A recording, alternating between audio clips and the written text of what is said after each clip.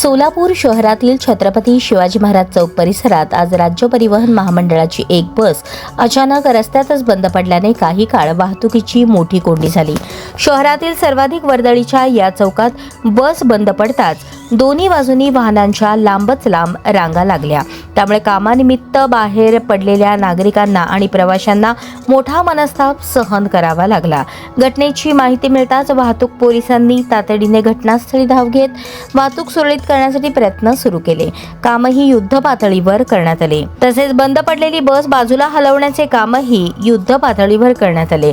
काही वेळानंतर वाहतूक पूर्ववत झाली असली तरी भर चौकात एसटी बंद पडल्यामुळे वाहतूक व्यवस्थेवर मोठा परिणाम झाला।